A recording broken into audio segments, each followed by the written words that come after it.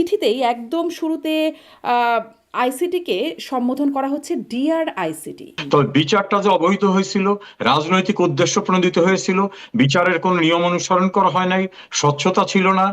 সেই সময় আবুল কালাম আজাদ জামাতে তার অনুপস্থিতিতে বিচার হয়েছে। আত্মপক্ষ সমর্থনের তাদের লয়ার এনগেজ করার সুযোগ দিয়েছেন, একজনের জন্য একাধিক লয়ার। এখন কি সেগুলো বন্ধ করে রাখা হয়েছিল? ওই সময় তাদের কিছু লবিস্টরা বাইরে থেকে বিভিন্ন রকম কথা বলেছে, কিন্তু বড় আকারের কোনো বিতর্ক ওঠে নাই। তখনও আসলে ইউএন থেকে উদ্বেগ জানানো হয়েছিল এই যে আবুল কালাম আজাদের অনুপস্থিতিতে বিচার করা হচ্ছে।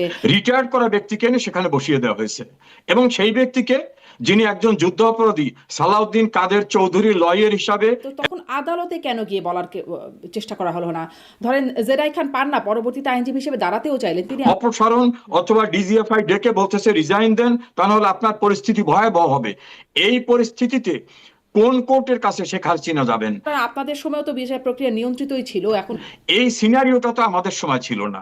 দেখেন, আমি chief justice S K Sinha, তাকে তো আমি একটা উদাহরণ শুধু আপনাকে বলি। 1-11 যারা কুশীলব ছিলেন তারা একে একে গ্রেপ্তার হচ্ছে। সবাইকে বিচারের আওতায় আনা উচিত, পিক অ্যান্ড চুজ না। সেই সময় যে রাষ্ট্রপতি, তিনি আইন ভঙ্গ করে নিজেই কেয়ারটেকারে চিফ হয়ে গেছিলেন প্রফেসর ইয়াজউদ্দিন আহমেদ।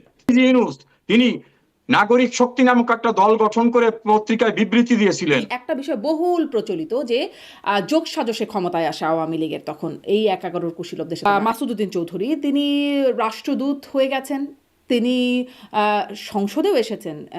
তাদের কাউকে কোনো ইনডেমনিটি দেওয়া হয়নি, কিন্তু এত নির্যাতন করা হলো, অপর প্রান্তে বসে আছেন, আঙ্গুল দিয়ে দেখাচ্ছেন, কিন্তু কোনো ব্যবস্থা নেওয়া হলো না। বিষয়টা আপনার কাছে সন্দেহজনক মনে হয় না? আচ্ছা ধরেন, এই যে লাস্টে ইউনুস গভর্নমেন্ট গেল, ইউনুস তো কুশীলবদের একজন, সেই গভর্নমেন্টে ব্রিগেডিয়ার জেনারেল একজন ছিলেন সাখাওয়াত সাহেব, তিনিও তো সেই সময় ইলেকশন কমিশনে ছিলেন। ধন্যবাদ আপনাকে এবং আপনার অগণিত দর্শক শ্রোতাদেরকে। অনেক ধন্যবাদ আপনাকেও, আপনি সময় দিচ্ছেন আমাকে এবং আমার দর্শকদের।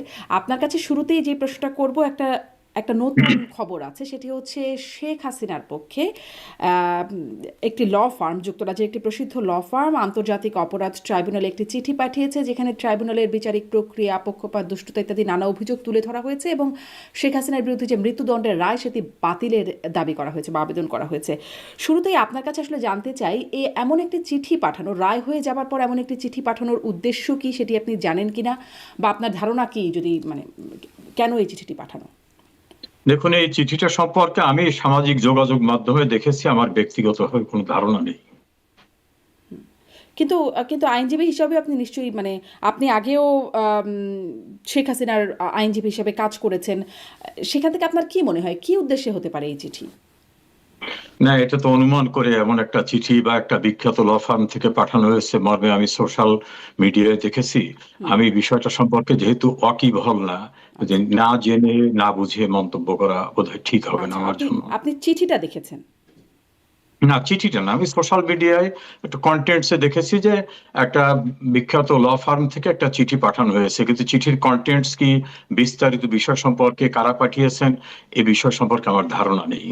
আচ্ছা, চিঠিতে বলা হয়েছে, বিভিন্ন অভিযোগ তোলা হয়েছে। আমি যেটি বলছিলাম, আমি আপনাকে একটু সামারি করে যদি বলি, পক্ষপাত দুষ্টতা প্রসিকিউশনে সেটি বলা হয়েছে বিচারিক প্রক্রিয়ায় ফেয়ার ট্রায়াল হচ্ছে না বা ডিউ প্রসেস সেটি মেনটেন করা হচ্ছে না, এরকম অভিযোগগুলো তোলা হয়েছে এবং অনুপস্থিতিতে বিচার, এই বিষয়গুলো অভিযোগ উল্লেখ করা হয়েছে এবং রায় বাতিলের আবেদন করা হয়েছে। এরকম চিঠি দিয়ে রায় হবার পরে কি বাতিল করা সম্ভব রায়, বা এরকম চিঠির কোনো কার্যকারিতা থাকে? না, আমি তো বললাম যে চিঠিটা সম্পর্কে আমি ওয়াকিবহাল না, কথা বলা ডিফিকাল্ট আমার জন্য। তবে এটুকু বলতে পারি যে এই বিচারটা ছিল সম্পূর্ণরূপে রাজনৈতিক উদ্দেশ্য প্রণোদিত ভাবে, অবৈধভাবে, এবং তৎকালীন সময়ের সরকারি যে ম্যান্ডেটটা, সেই ম্যান্ডেট ছাড়া রাষ্ট্রপতিকে বাধ্য করে কিছু অধ্যাদেশ জারি করায় আলটিমেটলি এটা পলিটিক্যালি কনভিকশন দেওয়ানো হয়েছে। সেখানে অনেক নিয়ম কানুন মানা হয়নি, প্রসিকিউশন টিম, বিচারক, সবকিছু ছিল নিয়মের বাইরে উদ্দেশ্যমূলক। কিন্তু এই চিঠির ভিত্তিতে কি করতে চাওয়া হয়েছে কি না হয়েছে এই বিষয় সম্পর্কে আমার ধারণাই নাই, যেহেতু এর জন্য মন্তব্য করা আমার জন্য ডিফিকাল্ট। আমি যদি আপনাকে ধারণাটা দেই, তাহলে কি আপনি সেই বিষয়ে বলবেন যে আমি যেটা বলছি সেটার ভিত্তিতে আপনার মন্তব্য করা সম্ভব কিনা? যদি আপনি সেখানে বলতে পারেন যে আমি যেটি বলছি, আমি আসলে চিঠিটা পড়েছি, পুরোটাই দেখেছি, দেখে বলছি যে এই অভিযোগগুলো করা হয়েছে এবং শেষ পর্যন্ত দাবি করা হয়েছে যেন তার রায় বাতিল করা হয় এবং তার বিরুদ্ধে যে রায় কার্যকরের কোনো প্রক্রিয়ায় না যাওয়া হয়, এই দাবিটি করা হয়েছে। এরকমটা কি হয়? যেহেতু এই বিষয়টা সম্পর্কে আমার ধারণা নেই, সেই জন্য এই বিষয়ে আমার বোধহয় আর কোনো মন্তব্য করার অবকাশ নেই।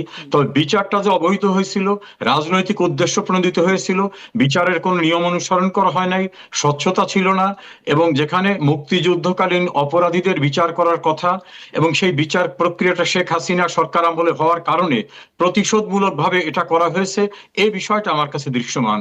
কিন্তু হয়ে যাওয়া রায় বাতিল করার জন্য চিঠি দেওয়া বা বিষয়টা সম্পর্কে যেহেতু আমি সম্যক অবগত নই, এই জন্য আমি এই বিষয়ে কোনো মন্তব্য করতে চাচ্ছি না। আচ্ছা, কিন্তু আপনার কাছে আইনজীবী হিসাবে এটা জানতে চাই যে ধরেন এই যে অনুপস্থিতিতে আপনি বলছিলেন যে প্রক্রিয়া নিয়ে আসলে অবৈধ প্রক্রিয়া আগে আচ্ছা আগে এটা একটু শুনি যে এই যে অবৈধ প্রক্রিয়া হচ্ছে, আমরা দেখেছি আওয়ামী লীগের অফিসিয়াল ফেসবুক পেজেও বলা হয়েছে এটি অবৈধ আদালত, এর অবৈধ রায়, এটা আমরা মানি না, এবং এই অবৈধ প্রক্রিয়ার কারণেই শেখ হাসিনার কোনো রকম রিপ্রেজেন্টেশন বা পার্টিসিপেশন এই মামলার মধ্যেও নাই। কিন্তু তারপর সেই আদালতে এরকম একটা চিঠি পাঠানো, সেই আদালতকে একরকম স্বীকৃতি দেওয়া হয় না? না, আমি সেই আদালতে কে চিঠি পাঠিয়েছে, চিঠির কন্টেন্টস কি কি চাওয়া হয়েছে, আমি যেহেতু অবহিত না, এজন্য আমার বোধ হয় এ বিষয়ে, আমি একজন আইনজীবী, কোনো বিষয় সম্পর্কে পার্সোনালি ধারণা না থাকা সত্ত্বেও কোনো মন্তব্য অনুমান ভিত্তিক করা আমার জন্য সঙ্গত হবে না। আচ্ছা, আর একটা দুইটা বিষয় এই চিঠি সম্পর্কে জানতে চাই। আমি আপনাকে ধারণা দিয়ে আমার বক্তব্যের উপরে যদি আপনি কোনো মন্তব্য করতে পারেন তাহলে করবেন, আর তাছাড়া মানে যদি একদমই মন্তব্য করার মতো না হয় তাহলে তো নাই। সেটি হচ্ছে এই চিঠিতেই একদম শুরুতে আইসিটিকে সম্বোধন করা হচ্ছে ডিয়ার আইসিটি। মানে আমরা যেমন করে আমাদের প্রিয় ভাজন, আত্মীয় স্বজন, বন্ধু বান্ধব, প্রেমিক প্রেমিকাকে চিঠি পাঠানো হয়, ঠিক ওরকম করে মনে হচ্ছে ডিয়ার আইসিটি। একটা কোর্টকে কি এভাবে সম্বোধন করা হয়, ডিয়ার আইসিটি?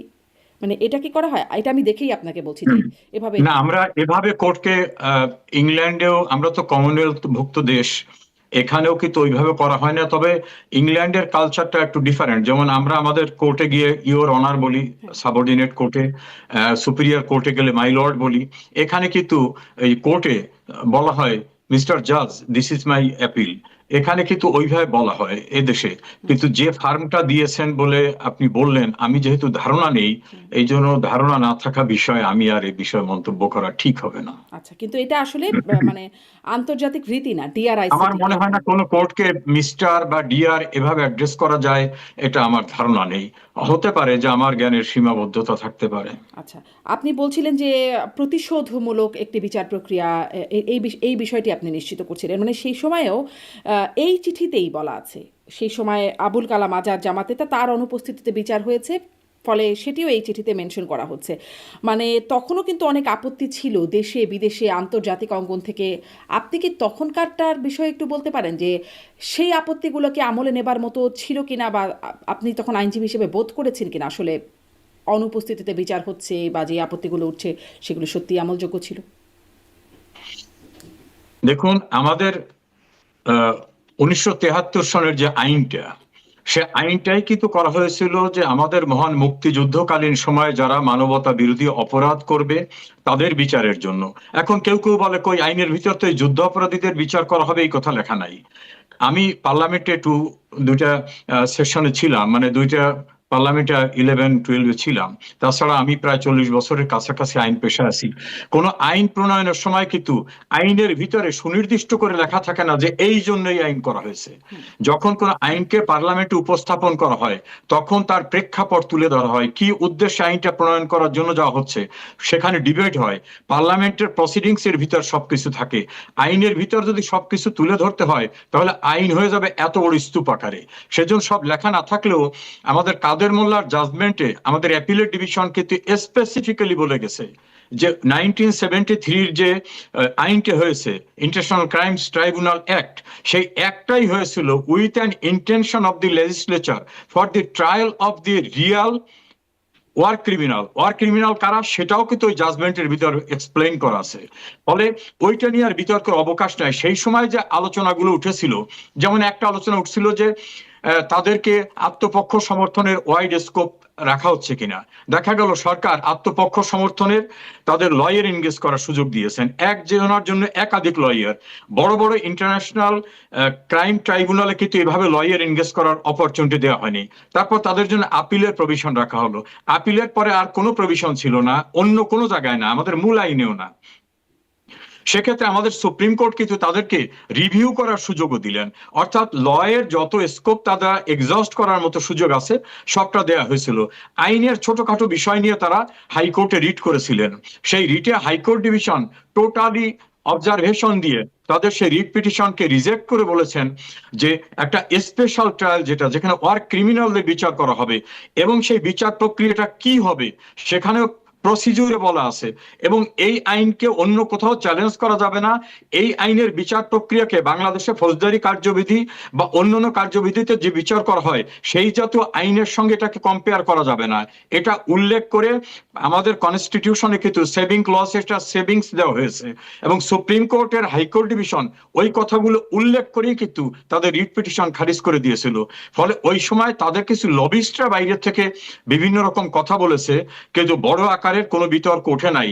তারা নিজেরা যে সাক্ষ্য দিতে চেয়েছে সে সাক্ষ্য দেওয়ারও কিন্তু সুযোগ তাদের দেওয়া হয়েছে। মানে সমস্ত ধরেন কিছু তখনও ইউএন থেকে এই চিঠিতেই বলা হচ্ছে যে তখনও আসলে ইউএন থেকে উদ্বেগ জানানো হয়েছিল এই যে আবুল কালাম আজাদের অনুপস্থিতিতে বিচার করা হচ্ছে, এবং তখনও আন্তর্জাতিক সংস্থা থেকে এসেছিল এরকম কিছু। আপনি বলছেন লবিস্ট, এখনো যেগুলো হচ্ছে সেগুলো কি লবিস্টের থেকেই আসছে? মানে এখন না, এখন তো কোনো লবিস্ট কোথাও যা কেউ ইনগেজ করেছে, ধরেন মীর কাসেম আলী, তারপর আবুল কালাম আজাদ, অন্যদের ইন্টারেস্টে যে লবিস্ট নিয়োগ করা হয়েছিল তারা কিন্তু এডমিট করেছে, এবং সেই সময় লবিস্টকে যে টাকা পে করা হয়েছিল সেই রিসিপ্টের কপি পর্যন্ত পার্লামেন্টের পররাষ্ট্র মন্ত্রণালয় থেকে উপস্থাপন করা হয়েছিল।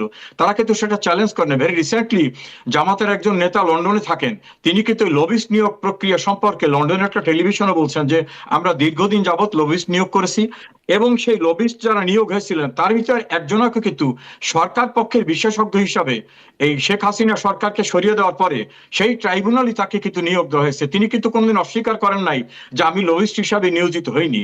ফলে এই সময় লবিস্ট নিয়োগ করা হয়েছে এরকম কোনো স্পেসিফিক শব্দ আমি কোনো জায়গা থেকে মানে পাইনি, বরং সেই সময় যে কে লবিস্ট ছিলেন যিনি ট্রাইব্যুনালে নিযুক্ত হলেন একটু স্পষ্ট হই। টবি কিডম্যান, যাকে স্পেশালি এনগেজ করা হয়েছে, তাকে তো লবিস্ট নিয়োগ করেছিল, এবং সেই নিয়োজিত লবিস্ট সেই সময় বাংলাদেশে যেতে পারে না, কারণ বার কাউন্সিল অ্যাক্টে বাইরের লয়ারকে তখন অ্যাপ্রুভ করা হয়নি, লতেই ছিল না। সেই ব্যক্তিকে ইংল্যান্ড থেকে নিয়ে বর্তমানে শেখ হাসিনার বিচার প্রক্রিয়ার প্রসিকিউশনে স্পেশাল অ্যাপয়েন্টমেন্ট দিয়ে বসানো হয়েছে। যিনি যুদ্ধ অপরাধীদের পক্ষে লবিস্ট হিসাবে নিয়োগ হয়েছিলেন সেই ব্যক্তিকে শেখ হাসিনা এবং তার সহকর্মীদের বিচার প্রক্রিয়ার প্রসিকিউশনে নিয়োগ দেওয়া হয়েছে। ফলে কি জাতীয় একটা দীর্ঘ প্রক্রিয়ায় মেটিকুলাসলি এটা করা হয়েছে সেটার একটা দৃশ্যমান অবস্থা এখান থেকে প্রতীয়মান। আপনি বলছিলেন যে তখন সেই যুদ্ধাপরাধের বিচার সময় যে এই সুযোগ সুবিধাগুলো আইনগতভাবে তাদেরকে সব রকম সুবিধা দেওয়া হয়েছে, এখন কি সেগুলো বন্ধ করে রাখা হয়েছিল? ধরুন শেখ হাসিনা বা তাদের বিরুদ্ধে মানবতা বিরোধী অপরাধের বিচার হচ্ছে। আপনাকে ছোট্ট একটা উদাহরণ দিয়ে যদি বলি, এই যুদ্ধ অপরাধ ট্রাইব্যুনাল কথাটাই আমরা বলি, যদিও নামটা হচ্ছে ইন্টারন্যাশনাল ক্রাইম ট্রাইব্যুনাল, কিন্তু আপনার দর্শক শ্রোতাদের বোঝার জন্য আমি সংক্ষেপে বললাম যুদ্ধ অপরাধ ট্রাইব্যুনাল। তো সেইখানে বিচারক হিসাবে যারা নিয়োজিত হবেন তাদের কোয়ালিফিকেশন থাকতে হবে হাইকোর্ট জজ অথবা হাইকোর্ট জজ হওয়ার উপযুক্ত হতে হবে। দেখেন, একটা ট্রাইব্যুনালের চেয়ারম্যান করা হয়েছে যাকে, তিনি হাইকোর্ট জজ থেকে রিটায়ার্ড করে গেছেন, তাহলে তিনি তো আর হাইকোর্ট জজ হওয়ার মতো কম্পিটেন্ট আর থাকলেন না। রিটায়ার্ড করা ব্যক্তিকে এনে সেখানে বসিয়ে দেওয়া হয়েছে, এবং সেই ব্যক্তিকে, যিনি একজন যুদ্ধ অপরাধী সালাউদ্দিন কাদের চৌধুরী লয়ার হিসাবে অ্যাপিলেট ডিভিশনে গিয়ে অ্যাপিয়ার করছিলেন হাইকোর্ট জজ হিসেবে রিটায়ার্ড করার পরে, দ্বিতীয় ট্রাইব্যুনালের যিনি চেয়ারম্যান তিনি ডিস্ট্রিক্ট জাজ থেকে রিটায়ার্ড করে একটা প্রাইভেট ইউনিভার্সিটিতে জয়েন করেছেন। মানে লিগ্যাল প্রফেশনের যে কন্টিনিউশনটা থাকে সেটা না থাকা সেই ব্যক্তিকে এনে সেখান থেকে এনে বসিয়ে অ্যাপয়েন্টমেন্ট দিয়েই তাকে ট্রাইব্যুনালের চেয়ারম্যান করা হয়েছে। এখন আইন হচ্ছে তিনি হাইকোর্টের জজ হবেন অথবা হাইকোর্টের জজ হওয়ার জন্য কম্পিটেন্ট হবেন। এখন হাইকোর্টের জজ বলতে আমাদের হাইকোর্টে কিন্তু প্রায় 100-র কাছাকাছি জজ আছে, তাদের কেউকে না দিয়ে এই যে যিনি ইউনিভার্সিটির টিচার হিসাবে ডিন হিসাবে জয়েন করছিলেন রিটায়ার্ড করার পরে, তাকে নিয়ে আসার পরে সেই ব্যক্তিকে, তখন কিন্তু তিনি এডিশনাল জজ, পূর্ণাঙ্গ জজ না, আর্টিকেল 95 অনুযায়ী, অর্থাৎ তিনি হাইকোর্টের জজ হওয়ার জন্য যে কনফার্মেশনের জন্য তার পারফরমেন্স শো করতে হবে, একটা জাজমেন্টও তিনি কোনদিন হাইকোর্টে দেননি। তার একটা ট্রাইব্যুনাল চেয়ারম্যান, আর একটা ট্রাইব্যুনাল চেয়ারম্যান করা হলো নজরুল ইসলাম চৌধুরীকে, যিনি বহু আগে হাইকোর্টের জজ হিসেবে রিটায়ার্ড করে গেছেন, অর্থাৎ তার বয়স 67 হয়ে যাওয়ার পরেও বাড়িতে যাওয়া লোককে ধরে এনে ট্রাইব্যুনালে বসা হয়েছে। এই প্রক্রিয়াটা কেন করা হয়েছিল? হাইকোর্টে কি বিচারক ছিল না? ছিল। তাদের আনা হয়নি যে মন মতো বিচারক বসানো হবে। আবার সেখানে প্রসিকিউশন টিমে করা হয়েছে যুদ্ধ অপরাধীদের পক্ষে যারা লয়ার ছিলেন তাদেরকে প্রসিকিউশন টিমে চিফ প্রসিকিউটর অন্যান্য বসানো হয়েছে। ফলে সেই সময়ের প্রেক্ষাপটটা, এই সময়ের প্রেক্ষাপটটা এই একটা পার্ট। আর দ্বিতীয়টা হচ্ছে 71-এর যুদ্ধ অপরাধের বিচারের জন্য যে ট্রাইব্যুনাল, সেই ট্রাইব্যুনালে যাদের এখন বিচার করার নামে আনা হয়েছে, শেখ হাসিনা সহ অন্যান্যরা, এরা কি 71-এর যুদ্ধ অপরাধে কোনো অপরাধ করেছেন যুদ্ধকালীন সময়? তাদেরকে মানবতা বিরোধী অপরাধে অভিযুক্ত করা হচ্ছে, বিচার হচ্ছে। মানবতা বিরোধী অপরাধটাকে লিঙ্ক করতে হবে, বিচ্ছিন্নভাবে দেখা যাবে না। বলা হয়েছে যুদ্ধকালীন সময়ে যারা মানবতা বিরোধী অপরাধ করেছিল। এখন ডেফিনেশনের ভিতরে সবকিছু কিন্তু এখানে থাকে না। যে কোনো ল, আমি বিগিনিং এ বললাম, ল প্রণয়নের সময় পার্লামেন্টে যখন ল উপস্থাপন করে কনসার্ন মিনিস্টার, তখন কিন্তু বড় একটা অধ্যায় সেখানে উপস্থাপন করা হয় যে এই লটা কেন তৈরি করা হচ্ছে, এবং সেটার ইন্টারপ্রিটেশন কিন্তু আমাদের এপিলেট ডিভিশন কাদের মোল্লার কেসে দিয়ে দিয়েছেন যে 71-এর যুদ্ধ অপরাধীদের বিচার করার জন্য এই লটা করা হয়েছিল। সেই জায়গা থেকে যদি আপনি দেখেন তাহলে বিচ্ছিন্নভাবে শুধু মানবতা বিরোধী বললে, এই জাতীয় অপরাধ যদি আপনি এটা অফেন্স ধরে নেন তাহলে পেনাল কোডে বিচার করার প্রক্রিয়া ছিল, সেদিকে কেন গেলেন না?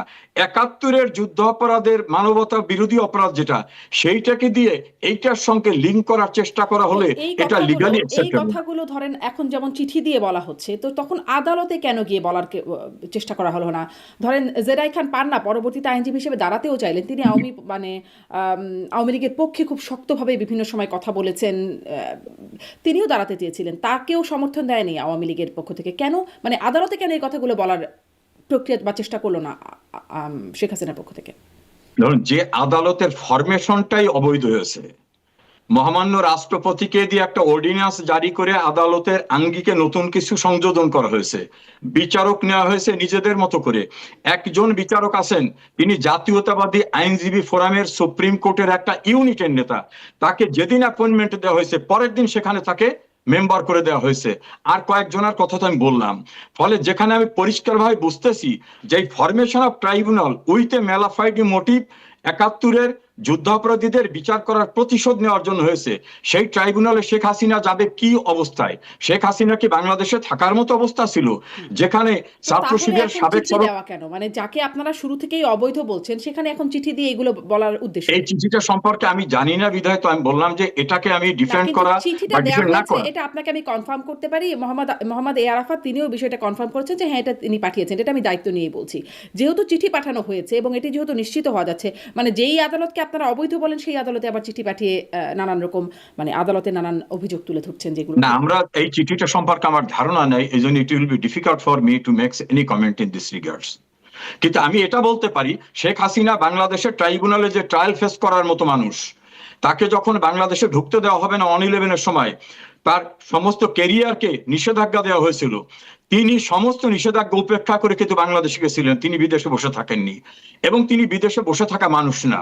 তাকে 21 আগস্টের গ্রেনেড হামলার পরে তার আত্মীয় স্বজনরা 11-এর কোর্টে, আমি তখন তার লয়ার ছিলাম, তারা বলছিল যে তুমি এই ট্রায়াল ফেস করার দরকার নয়, তুমি এদের সঙ্গে সমঝোতা করে দেশের বাইরে চলে যাও। তিনি কিন্তু দেশের বাইরে চলে যেতে চাননি। ফলে ট্রাইব্যুনালে গেলে তুমি তো পথের মধ্যেই তো তাকে মবের দ্বারা তাকে মেরে ফেলা হবে। এবং যারা 2024-এর অগস্টের ঘটনার সঙ্গে জড়িত, তারা কিন্তু বহু টেলিভিশন ইন্টারভিউ দিয়ে বলছে যে আমাদের টার্গেট গণভবন বঙ্গভবন ছিল না, আমাদের টার্গেট ছিল শেখ হাসিনা, এবং শেখ হাসিনাকে মেরে ফেলার জন্য মেটিকুলাস ডিজাইনে তারা যে অ্যারেঞ্জমেন্টটা করছিল, আপনি কি মনে করেন শেখ হাসিনা গিয়ে সেই তাদের মবের হাতে পড়ে তার জীবনটা সেখানে বিসর্জন দেওয়া এটা ওয়াইজ হতো? এক হলো ট্রাইব্যুনালটা বিতর্কিত, অবৈধ। দ্বিতীয় হচ্ছে দেশে আইন শৃঙ্খলা বলতে কিছু ছিল না, একটা মবক্রেসি এস্টাবলিশ হয়েছে। এখন কি আসলে তিনি দেশে ফিরে গিয়ে বিচারের সম্মুখীন হতে চান? কারণ এই চিঠিতেই একটা জায়গায় বলা হচ্ছে যে শেখ হাসিনা আসলে মিনিংফুল পার্টিসিপেশন, মানে কি দাবি করছেন, এই চিঠির দাবিটা কি বা আবেদন কি, মিনিংফুল পার্টিসিপেশন যেন পরবর্তীতে করতে পারেন এবং তার পছন্দের আইনজীবী যেন নিয়োগ দেবার সুযোগ পান, সেই কথাও বলা হয়েছে। এবং আইনজীবী এবং আওয়ামী লীগের সাথে যারা সম্পৃক্ত তাদের নিরাপত্তা দেবার কথাও এই চিঠিতে বলা আছে। মানে এই নিরাপত্তাটা কি চান, তিনি ফিরতে চান বা মামলা মোকাবেলা করতে চান? ডেফিনেটলি তিনি ফিরতে চান, অবশ্যই তিনি ফিরতে চান। তবে এই জায়গাটা আপনি বিভিন্ন আলোচনায় আপনি লক্ষ্য করেছেন যে একসঙ্গে 83 জন 83 জন আইনজীবীকে জেলখানায় পাঠিয়ে দেওয়া হয়, এবং যারা একটু আওয়ামী লীগের নাম আছে তাদের সবাইকে জেলের ভিতর পাঠিয়ে দেওয়া হয়। আওয়ামী লীগের নেতাদের, আমির হোসেন আমুর লয়ার হয়েছিলেন, স্বপন নামক একজন লয়ার, তাকে বিচারকের সামনে মারধর করে রক্তাক্ত করে কোর্টের ভিতর থেকে বাইরে ফেল করে দেওয়া হয়েছে। আনিসুল হক আইনমন্ত্রী ছিলেন, তাকে নারায়ণগঞ্জ কোর্টে নিয়ে পুলিশের বেষ্টনীর ভিতরে তাকে ফিজিক্যালি অ্যাসল্ট করা হচ্ছে, দীপুমণিকে অ্যাসল্ট করা হচ্ছে, বিচারপতি শামসুদ্দিন চৌধুরীকে মরণাপন্ন অবস্থা করেছিল। তা যেখানে কোর্টের এনভায়রনমেন্টটাই নাই, লয়ার এনগেজ করতে পারতেছি না, এবং যেখানে বিচারকদের ধমকি দিয়ে বলা হয় তুমি এখন বাড়ি চলে যাবে, না হলে তোমাকে ফিজিক্যালি অ্যাসল্ট করা হবে, চিফ জাস্টিস সহ সকল বিচারকরা চলে যায়। একদিনে 18 জন সাবঅর্ডিনেট কোর্টের সিনিয়র বিচারকদের জোর করে আইন বহির্ভূতভাবে তাদের রিটায়ারমেন্ট করে বাড়িতে পাঠিয়ে দেওয়া হয়। সুপ্রিম কোর্টের প্রায় 20 জন বিচারককে অপসারণ অথবা ডিজিএফআই ডেকে বলতেছে রিজাইন দেন, তা নাহলে আপনার পরিস্থিতি ভয়াবহ হবে। এই পরিস্থিতিতে কোন কোর্টের কাছে শেখ হাসিনা যাবেন? তিনি শেখ হাসিনা দেশে যেতে চান, তিনি ইনগেজ করতে চান তার লয়ারকে, কিন্তু ধরেন যদি সেই সেদিকে আপনি 5ই অ্যাটমসফিয়ারটা থাকে। আগস্টের পরপরের অবস্থা বলছেন, তখন আসলে একটা মব কালচারের অবস্থা আমরা সারা মানে দেশে বিদেশি মিডিয়াতে আলোচিত হয়েছে। কিন্তু এখনকার পরিস্থিতির কথা বলছি, যে সরকার পরিবর্তন হয়েছে বা আস্তে আস্তে পরিস্থিতি ঠান্ডাও হয়ে এসেছে, এখন কি আসলে দেশে ফেরার পরিকল্পনা করছেন কিনা, যে কারণে এই নিরাপত্তা চাওয়া, আইনজীবী সহ আওয়ামী লীগের সাথে সম্পৃক্ত যারা সবার নিরাপত্তা চাওয়া, এটা কি উদ্দেশ্য? Recent past example, M Aminuddin attorney general ছিলেন শেখ হাসিনার সরকার আমলে। তাকে অনেকেই মনে করে তিনি কোনো আওয়ামী লীগ করেন না, কিন্তু লয়ার হিসাবে সে ভালো, এবং বিএনপির আইনজীবী নেতারা ফেসবুকে স্ট্যাটাস দিয়ে বলছেন যে আমিন স্যার সর্বজন গ্রহণযোগ্য। তাকে ছোটখাটো মামলায় আসামি করা হয়েছে, যে মামলাগুলো ঠুনকো, কোর্টে নাকি মারামারি হয়েছে এই জাতীয়, সেই মামলায় তিনি আগাম জামিন চাইতে কোর্টে আবেদন করলেন। এই আবেদন করার পরে ভয়ঙ্কর পরিস্থিতি কোর্টে সৃষ্টি করলো। বিএনপি জামাতের লয়াররা বললেন যে তিনি কোর্ট অঙ্গনে আসলে তার পরিস্থিতি ভয়াবহ হবে, তাকে কোর্টে যেতে দিল না। তো সিচুয়েশনের চেঞ্জটা কোথায়? এটা আমি আজ থেকে 3 দিন আগের ঘটনা বললাম। এবং দেশের সর্বোচ্চ আদালতে কোনো প্রোটেকশন পাবেন, তিনি কোর্টে যে সারেন্ডার করবেন, প্রয়োজনে বেল না দিয়ে তাকে জেলখানায় পাঠাবে, কিন্তু তিনি কোর্টে কিন্তু যেতে এটা পারবেন এটা না। যেমন আপনি একটা ঘটনার কথা বললেন, আরো তো অনেক ঘটনা হচ্ছে, যখন আওয়ামী লীগের নেতাকর্মীরা জন্য বিএনপির মানে আইনজীবীরা তারাও দাঁড়াচ্ছেন এবং অনেক ক্ষেত্রে জামিনও হচ্ছে, এরকম ঘটনাও তো ঘটছে একই সাথে। আপনি কি বলতে পারেন আওয়ামী লীগের উল্লেখযোগ্য আমি একটা উদাহরণ বলি, বাংলাদেশের খ্যাতিমান একজন চিকিৎসক, শিশু চিকিৎসক ডক্টর এম এ আজিজ, তাকে সিরাজগঞ্জের সমস্ত মামলায় বেল দিয়ে দিয়েছে, সবাই জানি উনি একটা প্রফেশনাল লোক। জেলখানা থেকে বের হওয়ার পরে তাকে রাস্তায় মারধর করে মেরে ফেলার উপক্রম, তখন পুলিশ এসে তাকে উদ্ধার করলো। পুলিশ বললো ওনার বিরুদ্ধে তো কোনো মামলা নাই, আমরা ওনাকে কিসের উপর আটকে রাখবো? বলে তা জানি না, ওনাকে জেলে পাঠাতে হবে।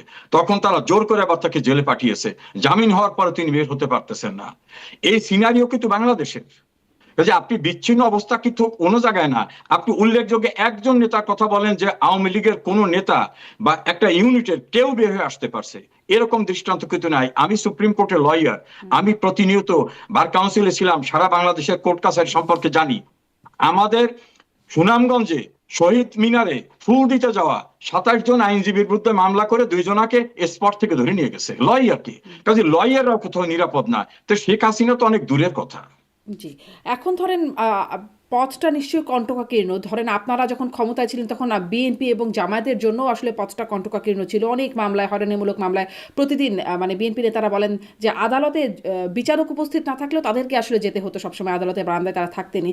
এই অবস্থায় তারাও ছিলেন। ফলে পথ যে খুব সুগম হবে তা তো না। কিন্তু এর মধ্যে দিয়ে আপনারা অ্যাপ্রোচ করবেন কিনা, আপনাদের মামলাগুলোর জন্য কাজ নিশ্চয়ই করছেন বা কিভাবে করছেন সেটাও একটু জানতে চাই। এই সাথে সাথে আপনারা মানে দেশে ফেরার প্রক্রিয়ার জায়গাটাও জানতে চাই, মামলাগুলো কি আগাতে যাচ্ছেন, এবং আওয়ামী লীগের উপর যে নিষেধাজ্ঞা, মানে রাজনীতির উপর যে নিষেধাজ্ঞা, সেটির জন্য ওঠানোর জন্য আপনারা আদালতে কোনো দাবি করবেন কিনা, আবেদন করবেন কিনা।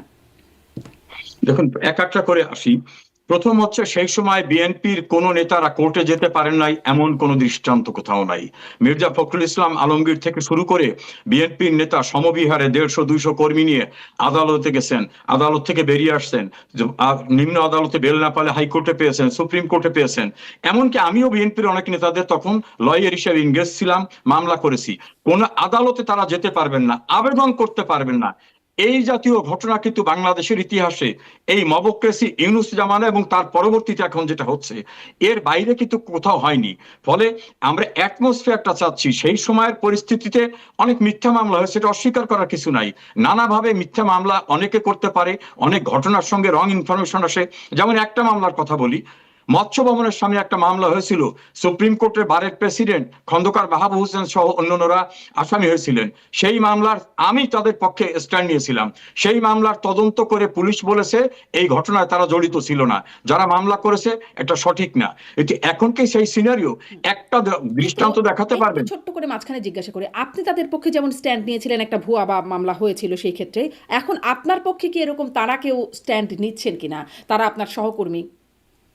আমাদের সহকর্মী বলে এম আমিন উদ্দিন, যার দ্বারা অনেকে উপকৃত হয়েছেন। বিএনপির নেতারা ফেসবুকে লিখতেছেন যে আমিন উদ্দিন আওয়ামী লীগের অ্যাটর্নি জেনারেল হওয়া সত্ত্বেও তিনি আমাদের এইভাবে উপকার করছেন, কিন্তু তিনি কোর্টে আসলে ফ্যাসিস্ট আসা হবে, তাকে আমরা কোর্টে ঢুকতে দেবো না। তা আমার অবস্থা তো আর কি হতে পারে? সিনারিওটা এরকম। আমরা আশা করি একটা রাজনৈতিক সরকার ক্ষমতায় আসছে, আমরা আশা করি যে তারা অন্তত বিচার প্রক্রিয়াটাকে নিয়ন্ত্রণ করবেন না, বিচার প্রক্রিয়াটাকে ইন্ডিপেন্ডেন্টলি চলার সুযোগ করে দেন। আমরা যাব, আমরা সেখানে আমাদের অবস্থানটা তুলে ধরবো আদালতের কাছে।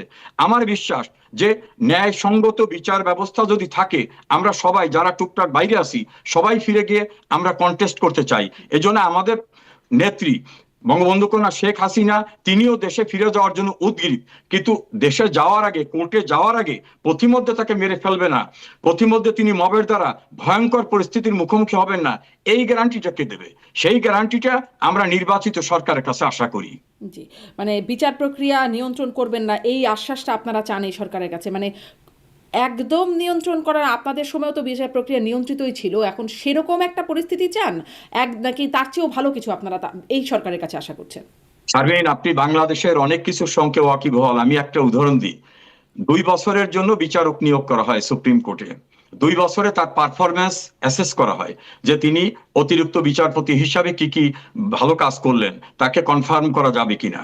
যদি কনফার্ম করার মতো না হয় তাকে বাদ দেওয়া হয়, অথবা তাকে আর 1 বছর এক্সটেনশন দেওয়া হয়। আপনি বাংলাদেশের ইতিহাসে না, ভারত উপমহাদেশের ইতিহাসে শুনেছেন যে 2 বছরের জন্য নিয়োগ দেওয়া বিচারকদের 1 বছরের মাথায় কনফার্ম করে দিচ্ছে। ইতিমধ্যে অনেক কোনো জাজমেন্টই দেয় নাই। এবং তারা কারা? যেহেতু তারা কনফার্ম হয়েছে, আমি একজন আইন অঙ্গনের মানুষ, কনফার্ম বিচারকের প্রতি আমি সম্মান রেখে বলছি, তাদের নিয়োগটাও ছিল সম্পূর্ণরূপে পলিটিক্যাল নিয়োগ। কিন্তু 2টা বছর পর্যন্ত তারা তার যোগ্যতার প্রমাণ দেওয়ার আগেই তাদের কনফার্ম করে ফেলা হচ্ছে।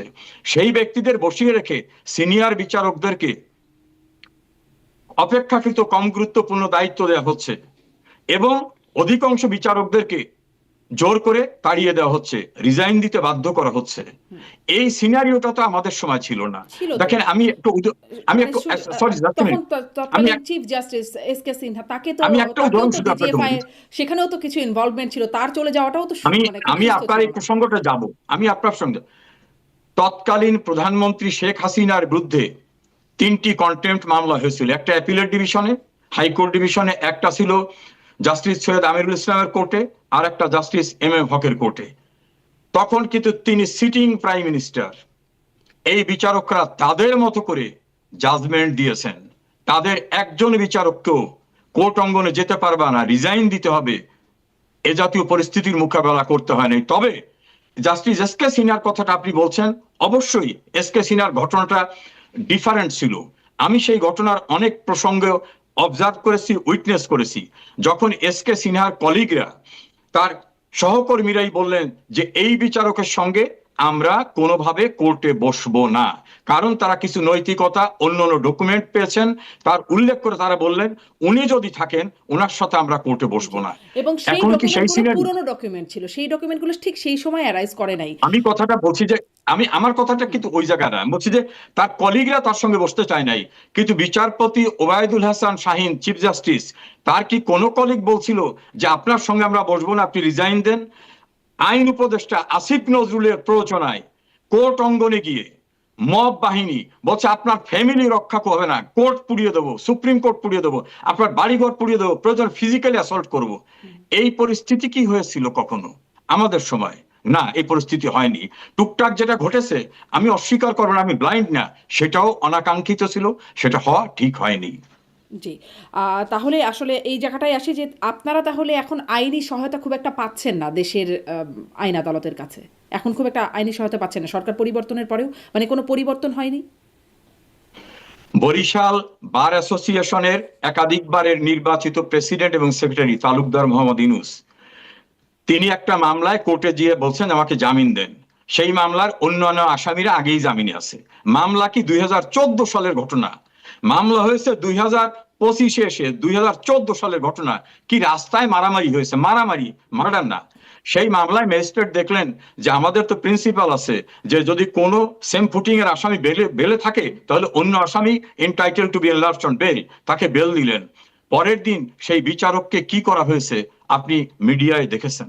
কাজে এখন কোন বিচারক আমাদের নামগন্ধ আছে এমন কাউকে বেল দেওয়ারও দুঃসাহস রাখে না, কারণ বেল দিলে পরের দিন তিনিই থাকতে পারবেন না। চট্টগ্রাম ম্যাজিস্ট্রেসিতে একটা কমপ্লেন যাওয়ার পরে ম্যাজিস্ট্রেট বললো যে এটা ইনকোয়ারি করতে দিই, না আপনাকে ডাইরেক্ট এফআইআর করতে দিতে হবে। এরকম ভাবে ছিল তো কোর্ট টুকটাক এখন কিছু ইতিহাস। ডিকটেশনে তারেক চলছে। রহমানকে খালাস দেয়া সেই বিচারক, তাকে দেশ ছাড়তে হয়েছে, পরবর্তীতে তিনিও সেই বিষয়ে বিস্তারিত বলেছেন। মানে কিছু ঘটনা তো আপনাদের সময়ও ছিল, মানে আওয়ামী আমি লীগের। কিন্তু আপনাকে বলছি যে কিছুই ঘটেনি, এটা কিন্তু আমি বলিনি। আমি বলছি যা ঘটেছে তার সেটা মাত্রা বেড়েছে। অনাকাঙ্ক্ষিত ছিল, কিন্তু এখন যেটা ঘটতেছে এই অবস্থা নিশ্চয় নেই। শেখ হাসিনার বিরুদ্ধে জাজমেন্ট দেওয়া বিচারকরা নির্বিঘ্নে কোর্ট করে ইন ডিউ প্রসেস তাদের বয়স শেষ হওয়ার পর রিটায়ারমেন্টে গেছেন। কেউ কোনো মামলায় পড়েন নাই। চিফ জাস্টিস খায়রুল হকের মতো হত্যা মামলায় হ্যান্ডকাপ দিয়ে তাদের কখনো কোর্টে নেওয়া হয়নি। এই দৃষ্টান্ত কিন্তু শেখ হাসিনার সময় হয়েছে। বিচ্ছিন্ন আপনি যেটা বললেন তারেক রহমানের বিচার, বেসকে সিনার, যদিও প্রত্যেকটারই বিভিন্ন রকম দিক আছে, আলোচনার অবকাশ রাখে, কিন্তু আমি বলছি যে যেটা হয়েছে সেটা হয়তো অনাকাঙ্ক্ষিত ছিল। কিন্তু এখন যা হয়েছে 18 জন বিচারককে সরকারি কর্মচারী বাধ্যতামূলক অবসর আইনে তাদেরকে লেখা আছে সেকশন 5-এ যে এরা সরকারি কর্মচারী বাধ্যতামূলক অবসরের ক্ষেত্রে এরা পড়বে না বিচারক, তাদেরকে বাড়ি পাঠিয়ে দেওয়া হয়েছে। তারা রিড করতে গেলে বলা হয়েছে কোর্টের বারান্দা আসলে বাড়ি ফিরে যেতে পারবে না। এভাবে সুপ্রিম কোর্টের চিফ জাস্টিস থেকে শুরু করে সাবঅর্ডিনেট কোর্ট, হাইকোর্ট ডিভিশনের বিচারকদের মোটামুটি মবের উপরে, দেখেন কোর্টের ভিতরে ডিম ছুড়ে মারছে একজন বিচারক আশরাফুল কামাল মুখের উপরে। সুপ্রিম কোর্টের বিচারক চিফ জাস্টিস নির্বাক, তিনি বললেন কামাল সাহেব আপনি ছুটিতে যান। তো প্রোটেকশন যিনি দেবেন রিফাত সাহেব, তিনি তাকে বলেন আপনি ছুটিতে চলে যান। এই অবস্থাটা তো শেখ হাসিনার সময় হয়। এখন কি আমার প্রশ্নটা এখানে, এখন কি পরিস্থিতির পরিবর্তন একদমই হয় নাই? মানে যা ছিল 5ই আগস্টের পর এখনো ঠিক তাই, নাকি একটু ভালো হয়েছে? আমরা মনে করেছিলাম না, আমরা মনে করেছিলাম পরিবর্তন হবে, কারণ যেভাবে নির্বাচন হোক, যদিও এই নির্বাচনে জামাত বলে ভোট কারচুপি হয়েছে, বিএনপির নেতারা বলে ভোট কারচুপি হয়েছে, দুই পক্ষই বলে ইঞ্জিনিয়ারিং হয়েছে, তারপরেও আমরা মনে করি এটা পলিটিক্যাল গভর্নমেন্ট আসছে, পরিস্থিতি স্বাভাবিক হবে। অন্তত পলিটিক্যালি কম্পিটিশন হোক, পলিটিক্যালি কন্টেস্ট হোক। সেই জায়গায় দেখলাম দেশের অ্যাটর্নি জেনারেলকে কোর্টে যেতে দেওয়া হবে না। এ কথা যদি তারা প্রকাশ্যে বলেন এবং সেখানে ল এনফোর্সিং এজেন্সি কোনো ব্যবস্থা না নেয়, সরকার কোনো ব্যবস্থা না নেয়, চিফ জাস্টিস কোনো ব্যবস্থা না নেয়, তাহলে তো আমি কোর্টে ঢোকার আগেই মবের শিকার হয়ে অ্যাটর্নি জেনারেল যদি কোর্টে রিয়েলি যাওয়ার চেষ্টা করতেন তাহলে মবের শিকার হয়ে তিনি মারা যেতেন না, এই গ্যারান্টি কে দেবে? কাজে আমরা যেটা এক্সপেকটেশনটা আমরা এখন সেটা দেখছি না, কিন্তু আমরা আরো প্রত্যাশা করি। জি, আপনারা প্রত্যাশা করেন। এখন আরো একটা মানে আর একটা আইনের আর একটা জায়গায় দেখা যাচ্ছে যে 1/11 যারা কুশীলব ছিলেন তারা একে একে গ্রেপ্তার হচ্ছেন। ইতিমধ্যে 3 জনকে গ্রেপ্তার করা হয়েছে, lieutenant general Masud Uddin Chowdhury, lieutenant general Khaled Mamun এবং সবশেষ লেফটেন্যান্ট কর্নেল বরখাস্ত আফজাল নাসের। 3 জন গ্রেপ্তার হয়েছেন, তাদেরকে রিমান্ডে জিজ্ঞাসাবাদ করাও হচ্ছে। এবং সেই সময় তো আসলে যেমন বর্তমান প্রধানমন্ত্রী তারেক রহমান, তার ভাই অকথ্য নির্যাতনের শিকার হয়েছেন, বিএনপি নেতারা এবং আওয়ামী লীগের সিনিয়র নেতারা থেকে বিভিন্ন পর্যায়ের নেতারা আসলে নির্যাতনের শিকার হয়েছেন। এখন যে তাদেরকে গ্রেপ্তার করা হচ্ছে, আপনারা কি সন্তুষ্ট? মানে আপনারাও তো নির্যাতনের শিকার হয়েছেন সেই সময়, এখন তারা। দেখুন, আমি একজন লয়ার, যদি সেই অপরাধে তাদেরকে গ্রেপ্তার করা হয় আমি কোনোভাবেই এটার এগেনস্টে না। আমি মনে করি যারাই অবৈধভাবে ক্ষমতা দখলদার, যারা ইউজার বার, মানে যার এখতিয়ারই ছিল না ওই দায়িত্ব পালন করার, তারা যে পারবে না এটা কিন্তু 5th অ্যামেন্ডমেন্ট মামলায়, 7th অ্যামেন্ডমেন্ট মামলায় আমাদের সুপ্রিম কোর্টও বলছে, যার এখতিয়ার ছিল না ক্ষমতা দখল করার, ক্ষমতা এক্সারসাইজ করার। এই যে এরশাদের এবং জিয়াউর রহমানের ক্ষমতা দখল, মোস্তাকের, এই বিষয়ে জাজমেন্ট হয়ে গেছে। সেই সময়ের অপরাধে তাদের গ্রেপ্তার করছে না, কেউ কেউ ধরতেছে মানব পাচার আইনে।